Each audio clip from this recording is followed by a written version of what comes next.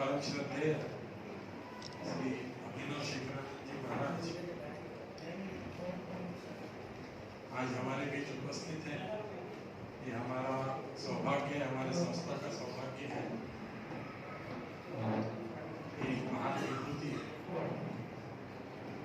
संत शिरोमणि आज हमारे बीच उपस्थित है और हम आए हैं। तो हमारे इन सब शिक्षकों को एक अच्छा संदेश के माध्यम से मिले। शिक्षक की क्षमता का परिचय वो करा दे। एक शिक्षक क्या परिवर्तन ला सकता है पूरे देश में, ये सदैव संस्था का भाव रहता है। और इससे अलग अलग कार्यक्रम दिए जाते हैं जिससे हमारे ये जो शिक्षक है इनको एक मोटिवेशन मिले, चैतन्य मिले। वो इस विद्या मंदिर के इस कार्य में सदैव अग्रसर की भूमिका निभाते हुए नए भारत का निर्माण वो कर सके, इसी भावना हेतु आज महाराज जी हमारे बीच उपस्थित है। वे हमें एक उत्तम मार्गदर्शन कर हमारे शिक्षकों को एक नई प्रेरणा देंगे, ऐसा मैं उनसे निवेदन करूंगा। और संस्था की ओर से मैं आपका तहे हृदय से स्वागत करता हूँ। 6000 बच्चे इस संकुल में पढ़ते हैं, विद्या मंदिर में पढ़ते हैं। करीबन 200-250 के ऊपर का स्टाफ यहाँ पर इस कार्य में जुड़ा हुआ है। उन्हें अच्छा मार्गदर्शन हो, ऐसी मैं आपके चरणों में विनती करते हुए स्वागत है।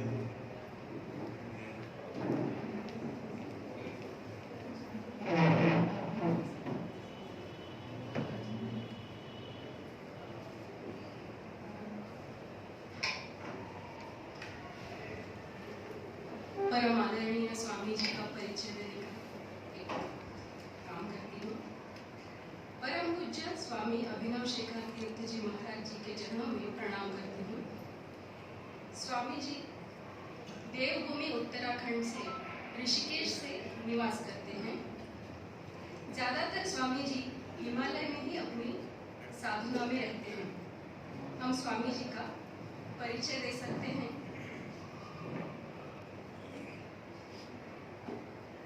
स्वामी जी एक ऐसी महान विभूति हैं जिनके केवल दर्शन मात्र से जीवन धन्य हो जाता है। गुरु ब्रह्मा गुरु विष्णु गुरुदेवो महेश्वरा गुरु साक्षात परब्रह्म तस्मै श्री गुरुवे नमः। ऐसे सद्गुरु को हम पूर्ण रूप से प्रणाम करते हैं। इस सभागृह में स्वामी जी के साथ उपस्थित सभी महानुभावों का मैं हृदय से स्वागत करती हूँ।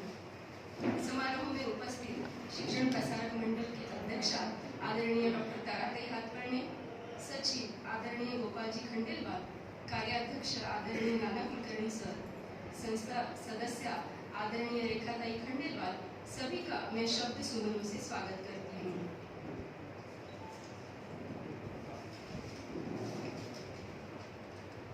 आज के समारोह में मैं आप सभी का हार्दिक स्वागत करती हूँ। परम पूज्य स्वामी अभिनव शेखर तीर्थ जी महाराज जी की गरिमामय उपस्थिति संपूर्ण सभागृह को एक मंगल आभा प्रदान कर रही है। हम सभी के लिए यह अत्यंत सौभाग्यशाली क्षण है। सत्येन शुद्धते वाणी मनोज्ञानेन शुद्धति गुरु शुश्रूषया काया शुद्धिरेषा सर्वत्री।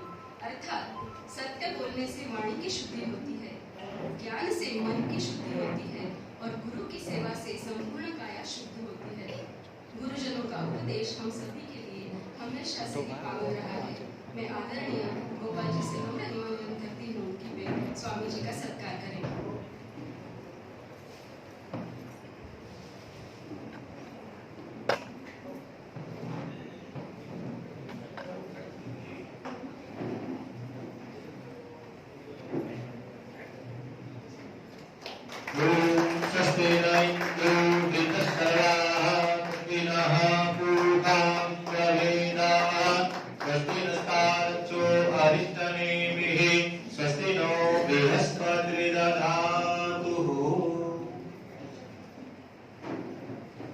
स्वामी जी के साथ जो महानुभाव यहाँ पधारे हैं मैं उनका हृदय से स्वागत करती हूँ। पुष्प देकर उनका स्वागत किया जाएगा।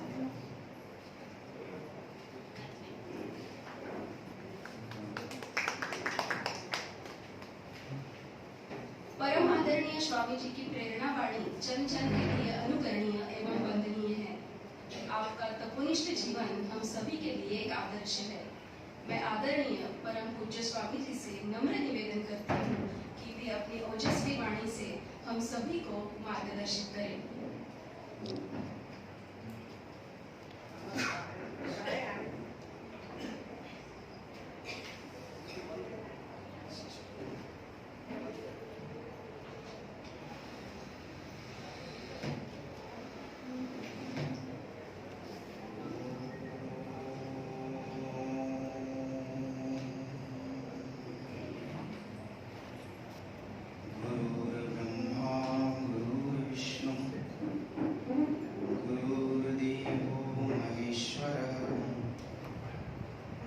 साक्षात् परम ब्रह्म तस्मै श्री गुरुवे नमः।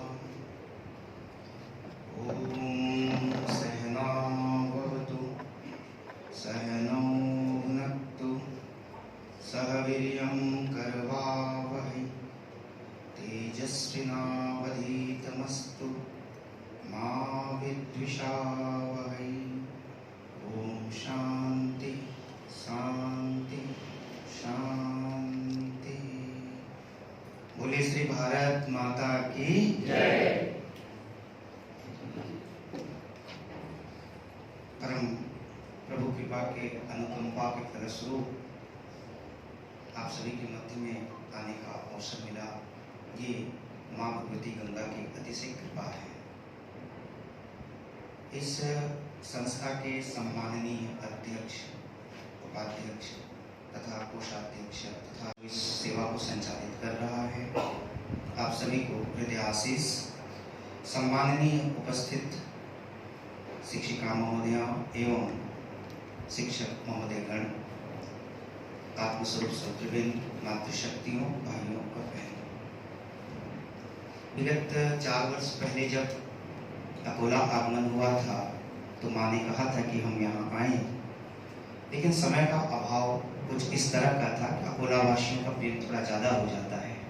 तो इस वर्ष ईश्वर ने अतिशय कृपा की।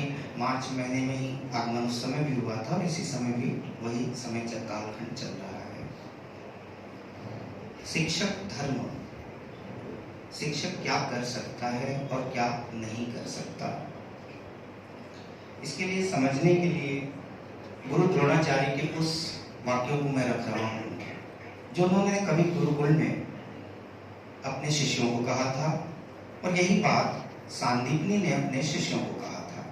उसमें श्री कृष्ण सांदीपनी के शिष्य थे और गुरु द्रोणाचार्य अर्जुन के गुरु थे। गुरु द्रोणाचार्य जी ने एक बहुत सुंदर सुस्पष्ट श्लोकों का अर्थ करते हुए शिक्षक धर्म का वर्णन किया। प्रेरणा देने वाला, मार्ग बताने वाला तथा जीवन में आस्था, व्यवस्था और जिम्मेदारी का कर्तव्य का बोध कराने वाला अगर कोई होता है तो उसी का नाम शिक्षक है। शिक्षक उस कुम्हार के भांति है जो चाहे तो घड़ा भी बना सकता है, जो चाहे तो विभिन्न आकृतियां मिट्टी से दे सकता है।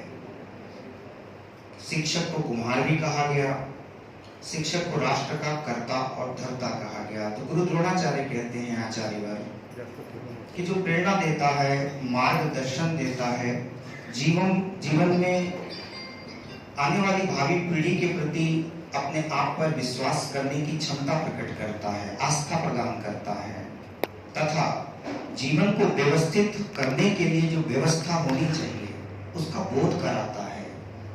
तीसरा, मानव जीवन की जो जिम्मेदारी है, विद्यार्थी जीवन की जो जिम्मेदारी है, उसका जो बोध कराता है और इसके साथ अधिकार की प्राप्ति हमें कैसे करनी है, लक्ष्य की प्राप्ति हमें कैसे करनी है, इस प्रकार का जो उपदेश प्रदान जो करता है उसी का नाम शिक्षक है। सर्वप्रथम शिक्षक का धर्म है आस्था, यानी विश्वास को पैदा करना।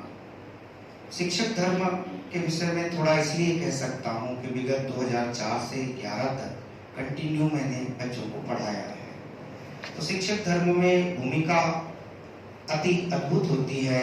इसलिए कहते हैं जंतुनाम न जन्म दुर्लभतः पुष्टम ततो विप्रता तस्मात् वैदिक धर्म मार्ग कर्ता विद्वतम अस्मात् परम। इस संसार में नर जन्म बड़ा कठिन है, लेकिन मनुष्य जन्म हो जाने के बाद में भी जब पुण्य जगता है तब कोई शिक्षक बन पाता है। अगर समस्त पुण्य इकट्ठा हो जाए तो फिर शिक्षक जीवन में बनने की इच्छा होती है। शिक्षक बनना सबके लिए सुलभ नहीं है। शिक्षक बनना अत्यंत दुर्लभ बताया गया, क्योंकि शिक्षक वह है जो शास्त्र भी दे सिखा सकता है, शास्त्र भी पढ़ा सकता है और शस्त्र की भी दीक्षा को प्रदान करता है। तो सर्वप्रथम शिक्षक के अंदर कर्तव्य क्या होने चाहिए? गुरु द्रोणाचार्य कहते हैं शिक्षक को सर्वप्रथम अपने आप पर विश्वास होना चाहिए। जब तक शिक्षक अपने आप पर विश्वास नहीं करेगा तब तक वह आने वाली भावी पीढ़ी को व्यवस्थित नहीं कर सकता। तो स्वयं पर विश्वास करने की प्रबलता और ऊर्जा के कारण ही वह किसी विद्यार्थी के जीवन में उसके भीतर आत्मविश्वास को प्रकट कर सकता है। तो शिक्षक का प्रथम धर्म ही यही है कि वह अपने आप पर विश्वास करे, अपनी महत्वाकांक्षाओं पर विश्वास करे, अपने किए गए अध्ययन पर विश्वास करे और अपनी अनुभूतियों पर विश्वास करे। जब शिक्षक अपने अनुभूति पर, अपने कर्तव्य पर विश्वास करता है तभी वह अपने आप को भी व्यवस्थित करता है, साथ ही साथ आने वाली भावी पीढ़ी को भी व्यवस्था प्रदान करता है। क्योंकि जीवन तभी व्यवस्थित हो सकता है जब हम शिक्षक धर्म का सही रूप से पालन करें। हमारी जिम्मेदारी केवल शिक्षा देने की ही नहीं होती है। गुरु द्रोणाचार्य ने कहा कि कोई भी लोकतंत्र, राजतंत्र, शासन तंत्र 4 चीजों पर खड़ा है। पहला है शिक्षा, दूसरा है सुरक्षा, तीसरा है अर्थ यानी धन जिसे आप कहते हैं, और चौथा है सेवा। एजुकेशन है, इसके साथ में सिक्योरिटी है, इकोनॉमी है और सर्विस है। ये 4 पहिए हैं किसी भी लोकतंत्र के, राजतंत्र के, शासन तंत्र के, यहाँ तक कि मानव जीवन के तंत्रों में भी यह गिना जाता है। जिस भी व्यक्ति के पास में शिक्षा नहीं है, वह व्यक्ति जिसके पास शिक्षा का अभाव है या शिक्षा के विषय में नहीं जानता है, वह अपने जीवन को कभी दिशा नहीं दे सकता। इसलिए राष्ट्र का प्रथम कर्तव्य है शिक्षा। हम स्वयं भी शिक्षित हों और आने वाली भावी पीढ़ी को भी शिक्षित करें। तो शिक्षा, सुरक्षा, अर्थ और सेवा, ये 4 प्रकल्प ही किसी राष्ट्र का, किसी लोकतंत्र का, राजतंत्र का ये मुख्य हिस्सा होते हैं। अगर इसमें से एक भी गिर जाता है, शिक्षा गिर जाए, सुरक्षा गिर जाए, अर्थ गिर जाए या सेवा गिर जाए, कोई एक पहिया गिर जाए तो 3 पहिए पर कभी भी कोई कुर्सी सीधी नहीं हो सकती। इसलिए आचार्य द्रोणाचार्य कहते हैं अपने शिष्यों को, क्योंकि उनके शिष्यों में बहुत सारे धनुर्धारी भी हैं और बहुत सारे शिक्षक बनने की राह पर भी हैं। उन्होंने प्रथम बात कहा कि सर्वप्रथम शिक्षक का कर्तव्य है स्वयं पर विश्वास करें। जब तक वो अपने भीतर आत्मविश्वास को प्रकट नहीं कर लेता तब तक वह आने वाली भावी पीढ़ी को उस दिशा की ओर नहीं ले जा सकता जिस दिशा से राष्ट्र और समाज का निर्माण होता है। तो पहला है शिक्षा। दूसरी बात कही उन्होंने सुरक्षा। सुरक्षा का मतलब होता है अनुशासन। जीवन का सर्व अंग है अनुशासन। सिद्धांत युक्त जीवन जीना बड़ा कठिन होता है। सिद्धांतों पर बोलना अति सरल है, लेकिन सिद्धांतों को जीना बड़ा कठिन होता है। मौन लेना बड़ा सरल है, लेकिन सत्य बोलना उतना ही कठिन होता है। सत्य कैसे बोला जाए और सिद्धांत पर कैसे चला जाए, अगर इसका कोई मार्गदर्शन करता है तो वह शिक्षक ही होता है। वह तभी कर पाता है, गुरु द्रोणाचार्य कहते हैं, जब वह अपने आप को अनुशासन युक्त रखता है। इसलिए शिक्षा के साथ अनुशासन का होना अत्यंत आवश्यक है। शिक्षक वह है जो आने वाली पीढ़ी को दिशा भी देगा और उनकी दशा को भी बदलेगा। मानव जीवन की दिशा और दशा अगर कोई तय करता है तो शिक्षक ही होता है। इसलिए वेदों में, शास्त्रों में और हमारे धर्म मूलक ग्रंथों में दो गुरु का स्थान दिया गया, एक माता है और एक जिनसे हम दीक्षित होते हैं। गुरु का सीधा अर्थ है अंधकार से जो प्रकाश की ओर ले जाए। शिक्षक का मूल उद्देश्य होता है असत्यता, जड़ता, आलस्यता, प्रमाद जो जीवन में है उसे तोड़ करके सदमार्ग की ओर ले करके चले। इसलिए असतो मा सद्गमय ये प्रथम मंत्र होता है जब हम गुरुकुल में प्रवेश करते हैं। गुरुकुल में प्रथम शिक्षा यही दी जाती है कि तुम्हें असत से सत की ओर चलना है। तमसो मा ज्योतिर्गमय, तुम्हें अपने जीवन के अंधकार को मिटाते हुए प्रकाश की ओर चलना है। मृत्योर्मा अमृतम गमय, मृत्यु क्या है? शरीर का मरना मृत्यु है क्या?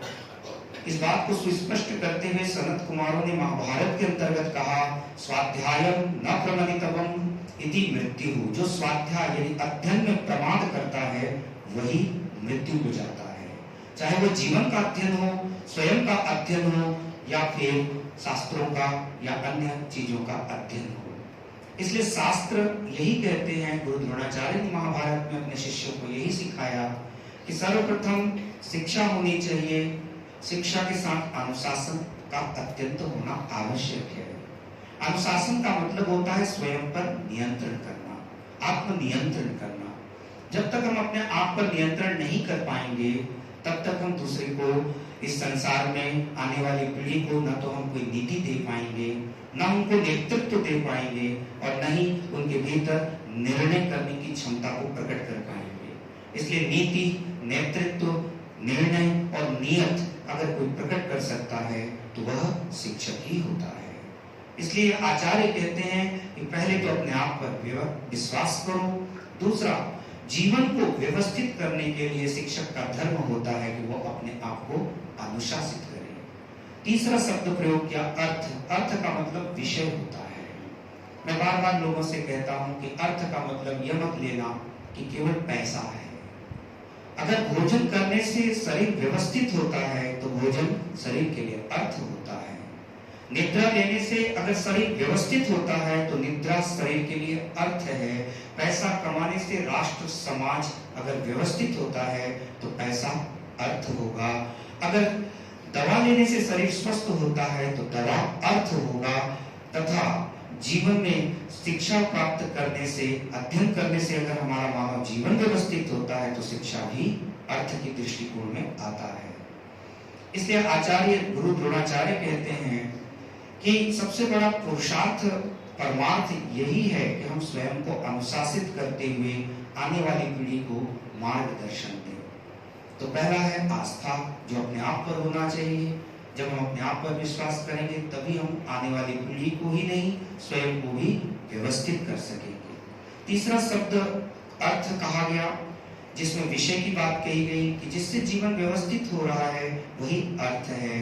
और चौथा है जिम्मेदारी। व्यक्ति की जिम्मेदारी स्वयं के प्रति भी होती है। श्वासों को सार्थक करना ये मानव जीवन की संपत्ति जो हम बाहर देखते हैं वो नहीं है।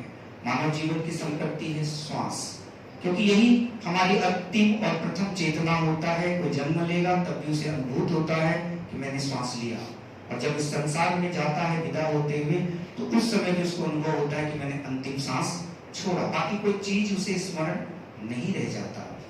तो इसका तात्पर्य साफ ही साफ है कि मानव जीवन की जिम्मेदारी अगर कुछ है शरीर की तो श्वासों पर है, और अगर हम बाहर की ओर देखते हैं तो हमारी जिम्मेदारी राष्ट्र के प्रति भी है, समाज के प्रति भी है। लेकिन राष्ट्र और समाज की जिम्मेदारी हम तभी निर्वहन कर सकते हैं जब हम अपने आप को मजबूती के साथ खड़ा करें। शिक्षक वह है जो मजबूरी के साथ शिक्षा नहीं देता, मजबूती के साथ शिक्षा देता है। शिक्षक वह है जो जीवन में दिशा भी देता है, दशा भी प्रदान करता है और दृष्टिकोण भी प्रदान करता है। शिक्षक वह है जो दृष्टा भी है, जो दृश्य भी है और जो दर्शन भी है। दृष्टा, दृश्य और दर्शन अगर तीनों को मिला दिया जाए तो उन तीनों धाराओं का नाम शिक्षक ही होता है। इसलिए शिक्षा धर्म ही नहीं जीवन है। शिक्षा आधार ही नहीं हमारा कर्तव्य है। शिक्षा सेवा ही नहीं वो हमारा संकल्प है। इसलिए संकल्प शक्ति के माध्यम से शिक्षक का सबसे ज्यादा इस समाज में उत्तरदायित्व निर्वहन करना होता है।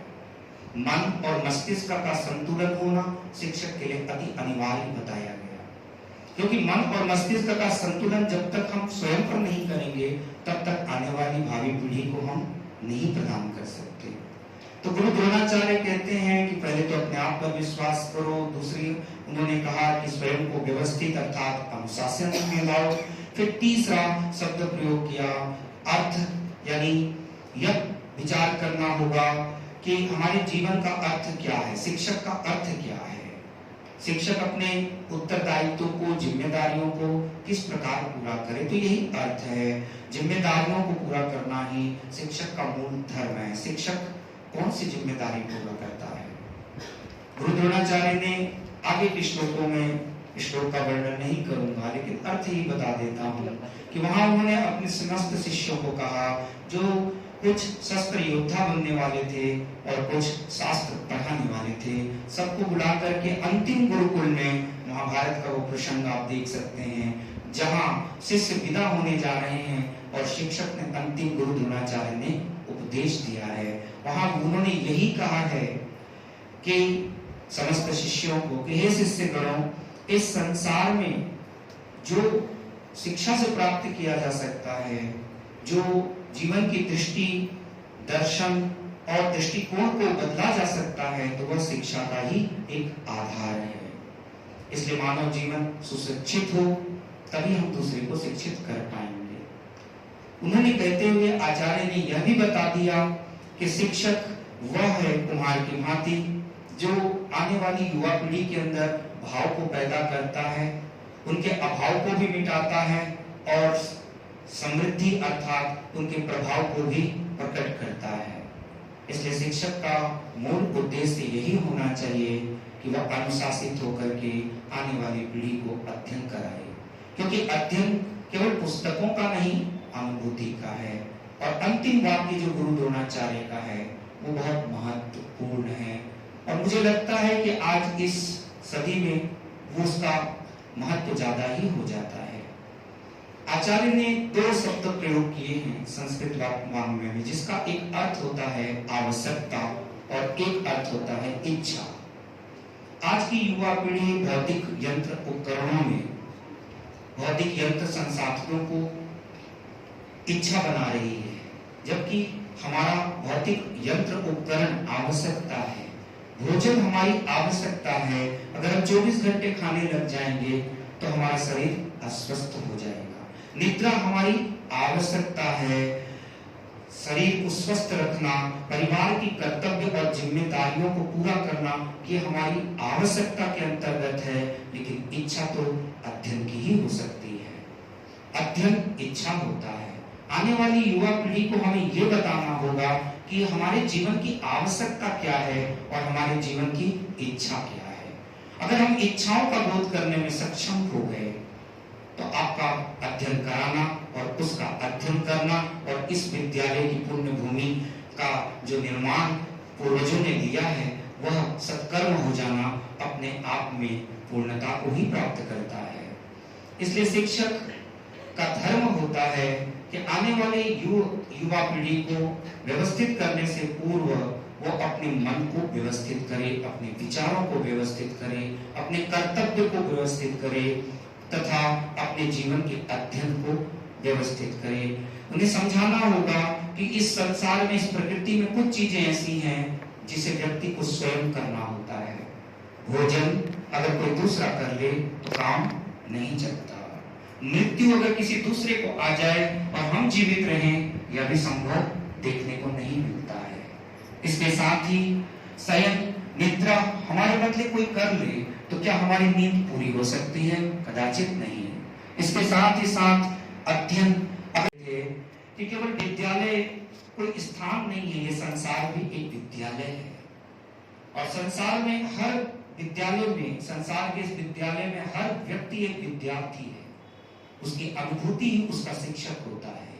इसलिए हम जीवन को अनुभूतियों से भरें, आनंद से भरें, अनुशासन युक्त होकर के भरें, तभी हमारे राष्ट्र और समाज का हम कल्याण कर सकते हैं।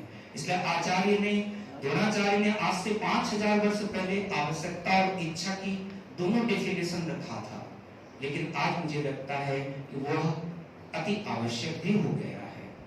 आज का बच्चा इच्छाओं के कारण दुख पा रहा है, आवश्यकताओं के कारण उसे दुख नहीं मिलता। वो अपनी इच्छाओं को बढ़ाता चला जाता है, और यही कारण है कि जब इच्छाएं बढ़ती हैं तो फिर वो मनोमंथन करना छोड़ देता है, उसकी इच्छा उसे मनोरंजन की ओर खींचती है। हमें ये बताना होगा कि आवश्यकता, इच्छा या तुम्हारे जीवन में आकर्षण किसका होना चाहिए।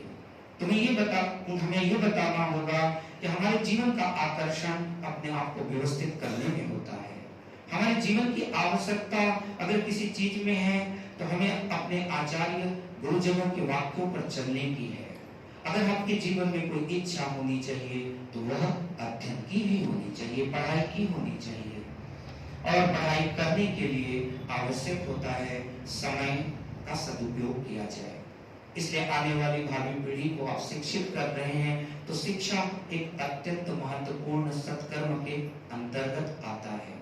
इसलिए शास्त्रों में शिक्षा और दीक्षा दो शब्दों का वर्णन सामवेद के अनुवाद नंबर 3 और श्लोक संख्या 12 पर यही किया गया है कि दीक्षा का मतलब होता है दिशा।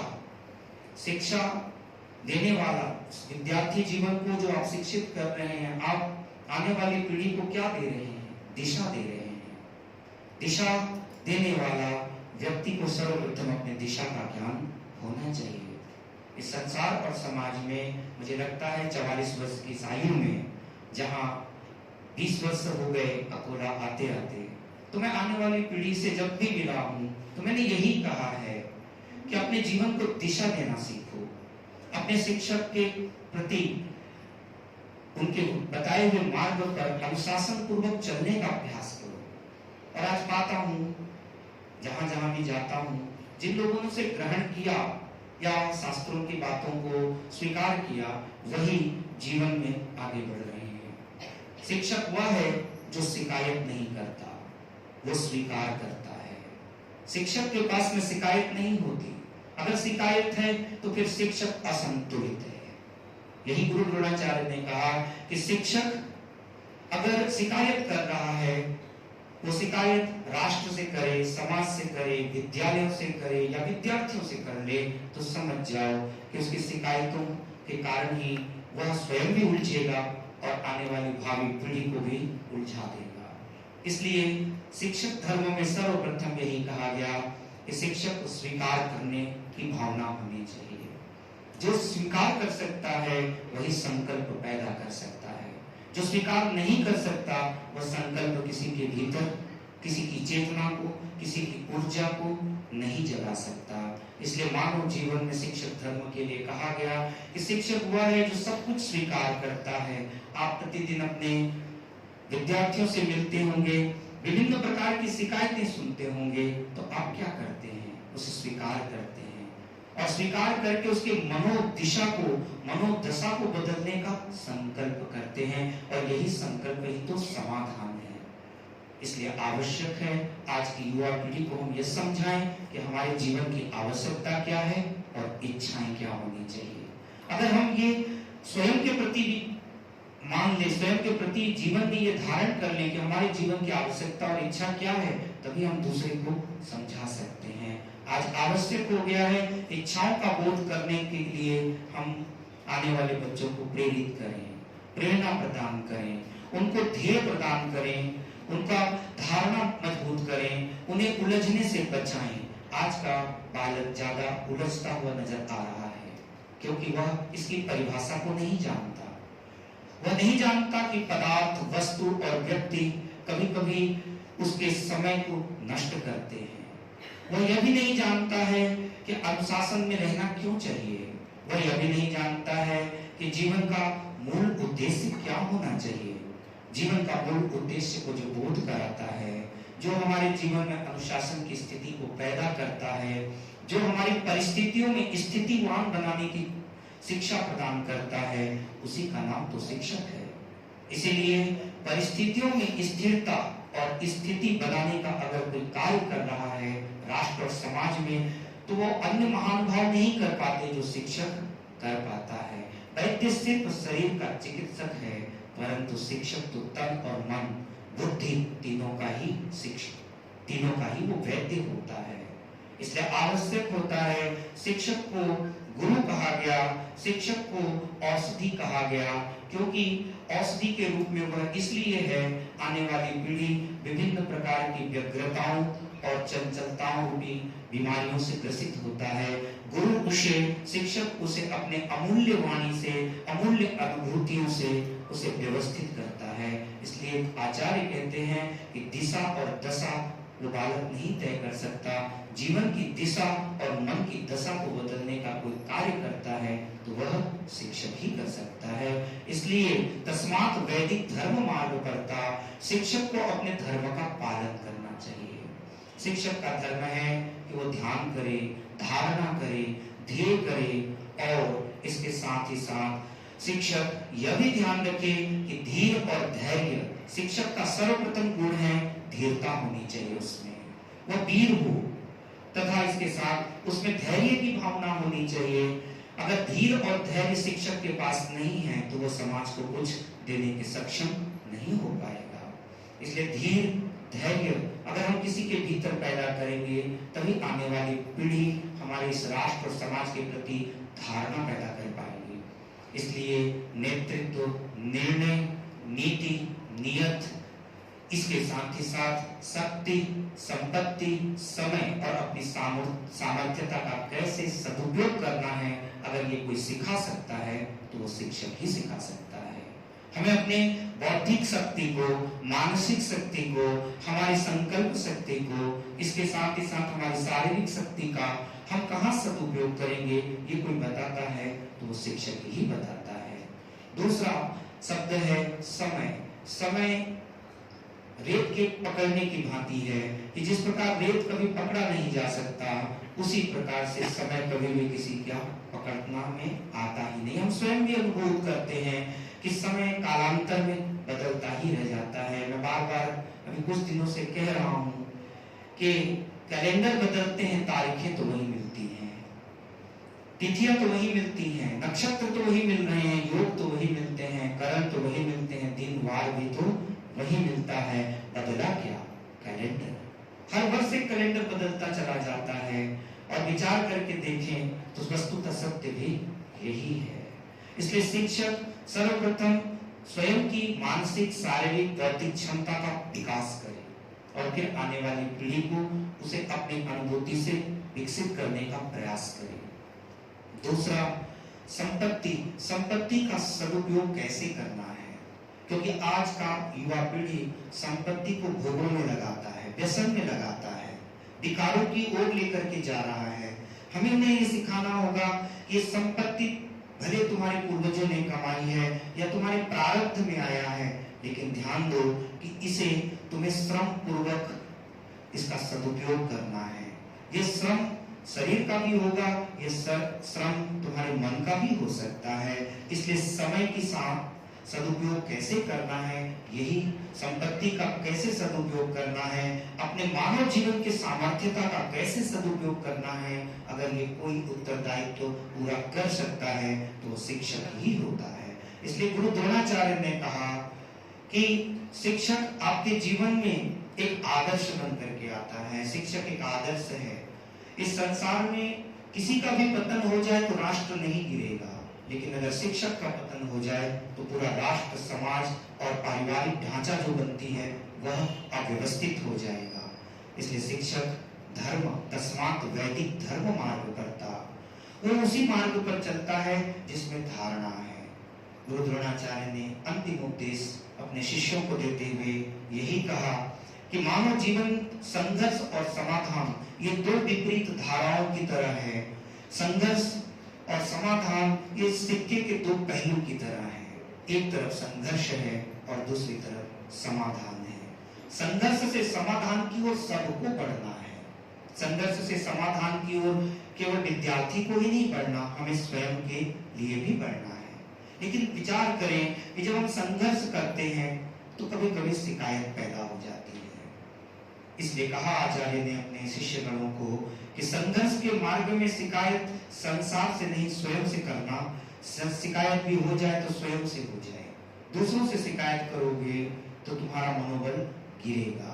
इसलिए संघर्ष से समाधान की ओर जाने वाले साधक या वृंद या सज्जनों को यही कहा जाता है कि तभी आप संघर्ष रूपी इस जीवन यात्रा को समाधान की ओर ले जा सकते हैं जब आप संकल्प से भरें। इसलिए तन्मे मनः शिव संकल्पमस्तु।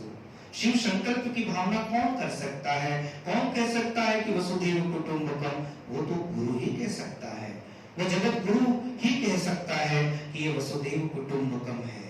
शिक्षक ही कह सकता है कि योगक्षेम का वहन कैसे करना है, शिक्षक ही बता सकता है कि कर्तव्य कैसे करना है। इसलिए आज शिक्षकों की अत्यंत महत्वपूर्ण जिम्मेदारी बनती है, क्योंकि यहाँ का हर विद्यार्थी अर्जुन की भांति है, जो पलायन भी करता है, जो युद्ध में खड़े होकर के कहता है, स्कूल में आकर के कहता है आप लोगों से कभी कभी कि ये सब्जेक्ट मुझसे नहीं हो सकता। वो भागने का प्रयास करता है और वो भागने की बात करता है, लेकिन शिक्षक उसे भागने की अपेक्षा जगाने का प्रयास करता है। हमारे आत्मबल को, हमारे आत्म साहस को, हमारे संकल्प को अगर कोई जगाता है तो वह शिक्षक ही है। इसलिए कृष्णम वंदे जगत गुरु कहा गया। इसका तात्पर्य यही है कि जगत का वह गुरु तभी बन पाया जब उसने संकल्प को मजबूती से ग्रहण किया। तो आचार्य कहते हैं कि संघर्ष और समाधान मानव जीवन के ही नहीं, इस संसार का भी दो पहलू है। और इस संघर्ष से समाधान की ओर तीन चीजें मिलती हैं। अपने शिष्यों को कहते हैं परीक्षाएं भी होंगी, प्रतीक्षाएं भी करनी पड़ेगी और इसके साथ में समीक्षाएं भी करनी होगी। शास्त्रीय शिक्षक कौन है? जो जीवन की समीक्षा करता है। स्वयं के जीवन की जब तक हम समीक्षा नहीं करेंगे तब तक हम आने वाली पीढ़ी के मनों की समीक्षा कैसे कर पाएंगे। इसलिए स्वयं के प्रति समीक्षा हो, यही शिक्षक का मूल धर्म है। आचार्य कहते हैं कि मैंने अपने जीवन का समीक्षा किया तो मैंने पाया कि मैं किसी को अर्जुन बना सकता हूँ। मैंने जीवन का समीक्षा किया तो मैं पाया कि मैं किसी को भीम बना सकता हूँ। मैंने जीवन की समीक्षा की तो मैं ये विचार किया कि मैं किसी को अश्वत्थामा भी बना सकता हूँ। और जब जीवन की मैंने समीक्षा की तो मैं माना कि जो धर्म करना, धर्म को प्राप्त करना, धर्म के रास्ते पे चलना बड़ा कठिन है, लेकिन हाँ, मैं किसी युधिष्ठिर को बना करके उसे धर्म के मार्ग पर ले जा सकता हूँ। इसलिए मेरा धर्म बहुत महत्वपूर्ण है। शिक्षक के धर्मों का उल्लेख करते हुए आचार्य कहते हैं कि परीक्षाएं तो हर मानव जीवन की होगी, परिस्थितियों से होंगी, पीड़ाओं से होंगी, लेकिन इन परिस्थितियों से, पीड़ा से अगर हमें कोई लड़ना सिखाता है तो वह शिक्षक ही है। जब अर्जुन कहता है कि आई विल नॉट फाइट, मैं युद्ध नहीं करूंगा, उस क्षण पर भगवान श्री कृष्ण कहते हैं कि पलायन जीवन का समाधान नहीं हो सकता। पलायन अगर जीवन का समाधान होता तो मैं जन्म से लेकर वर्तमान तक मैं भागी तो रहा हूँ। कारागार में प्रकट हुआ, फिर ब्रज में आया, ब्रज से भागा, कंस के पास गया, कंस को उद्धार किया, फिर वहां से भागा, द्वारिका तक पहुंचा। मेरा जीवन भागने में ही लगा, लेकिन एक क्षण मुझे सांदीपनी के वो वाक्य याद आ गए कि भागने से समस्या का समाधान नहीं होता, जागने से समस्या का समाधान होता है। इसलिए शिक्षक जगाता है, जो अपनी चेतना से आने वाली युवा पीढ़ी को जगाए, उसी का नाम शिक्षक है। इसलिए कहते हैं गुरु द्रोणाचार्य कि शिक्षक पुरुषार्थ पैदा करता है, शिक्षक परमार्थ पैदा करता है और शिक्षक परम जीवन का अर्थ को भी पैदा कर सकता है। इसलिए आवश्यक है कि अपनी शक्ति, संपत्ति, समय और सामर्थ्यता का सदुपयोग हम भी कैसे करें और आने वाली पीढ़ी को कैसे कराएं। उनका जीवन मनोरंजन भी हो और मनोमंथन भी बने। वह उनके जीवन में तर्क भी हो और तथ्य भी हो, क्योंकि केवल तर्कों से ही काम नहीं चलेगा, हमें उसे तथ्य के साथ परास्त करना होगा। आप जब बच्चों को पढ़ाते हैं तो उसके पास अनंत तर्क होते हैं और आपके पास एक ही तथ्य होता है, उसका उत्तर। जहां आप उसको निरुत्तर कर देते हैं, जहां उसकी समस्याओं का समाधान कर देते हैं। इसलिए आवश्यक है कि आपके पास आने वाला पीढ़ी तर्कों से भरा होगा, लेकिन अगर आप मजबूत होंगे तो उसके तर्क स्वाभाविक रूप से समाधान बदलेंगे, समाधान बनेंगे और वही तथ्यात्मक होगा। इसलिए तर्क विद्यार्थी के पास है, लेकिन अगर किसी के पास तथ्य होता है तो वही शिक्षक कहलाता है। आचार्य कहते हैं संघर्ष से समाधान की ओर बढ़ने के लिए संकल्प और समर्पण का होना अत्यंत आवश्यक है। संकल्प तभी पैदा हो सकता है जब हम स्वयं के जीवन का अध्ययन करें, पुस्तकों का अध्ययन करें। इसलिए शिक्षक पुस्तक का ज्ञान भी प्रदान कर सकता है, शिक्षक वो धर्म है जो पदवी भी प्रदान करता है, शिक्षक अपनी प्रामाणिकता को भी प्रदान करता है, शिक्षक पैसे प्राप्त करने की कला को भी सिखा सकता है। तो पैसा, पदवी, प्रतिष्ठा, प्रामाणिकता अगर कोई पैदा कर सकता है तो इस राष्ट्र और समाज में तो वह शिक्षक ही कर सकता है। इसलिए आचार्य द्रोण ने कहा इस विद्यार्थी जनों, मैंने अपनी प्रामाणिकता तुम्हारे भीतर पैदा की है, मैंने युधिष्ठिर के अंदर धर्म को प्रकट किया है, अपने बाहुबल को मैंने भीम के अंदर प्रकट किया है, तो मैंने अपने धनुर्धर होने का भाव अर्जुन के अंदर प्रकट किया है। मैं संगीत कलाओं में निपुण हूँ, इसलिए मैंने नकुल और सहदेव को संगीत की कला और वाणिज्य का ज्ञान प्रदान किया है। यानी मैं स्वयं में अगर कहीं जीता हूँ तो वह विद्यार्थी जनों आप में मेरा जीवन है। मेरा जीवन स्वयं के लिए नहीं है, मेरा जीवन तो तुम्हारे लिए होता है। इसलिए संसार के लिए जीवन जीना वो स्वार्थी लोगों का काम है। जो समाज और राष्ट्र के लिए जीवन जीता है उसी का नाम शिक्षक है। हमारे जीवन का कर्तव्य होना चाहिए आने वाली पीढ़ी को उनकी आवश्यकताओं का बोध कराएं, उनकी इच्छाओं का विरोध कराएं, उन्हें दिशा प्रदान करें, उनकी मनोदशाओं को बदलें। हमें उन्हें व्यसन से निकाल करके, विकारों से निकाल करके, ये सारा विश्व विष्णु का स्वरूप है। हम जो भी करते हैं वो उसकी पूजा है। हम जो भी कर रहे हैं वही उसका पुष्पांजलि है। इसी भाव से आप अध्ययन कराएं, इसी भाव से आने वाली पीढ़ी का मार्गदर्शन करें। इतना कहते हुए आप सभी को महाराज राजेश्वरी गंगा आशीष दें। और पुनर्मेव कभी शरीर उपस्थित हुआ तो आपके मध्य में पुनः मैं आऊंगा।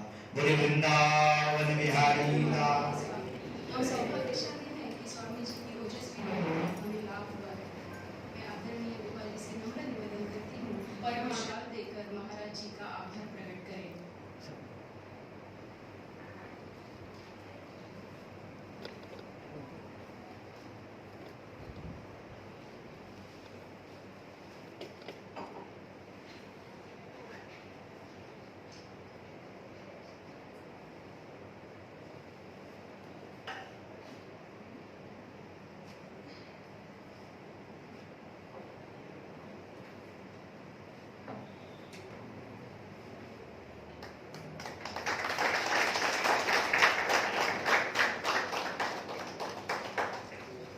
स्वामी जी के अत्यंत व्यस्त समय से उन्होंने समय निकालकर हमें शब्दों से अनुग्रहित किया है, इसलिए हम सभी की ओर से मैं आभार व्यक्त करती हूँ।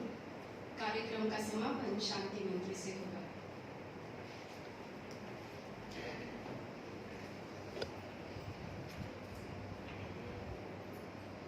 सभी को शांति मंत्र कहना है।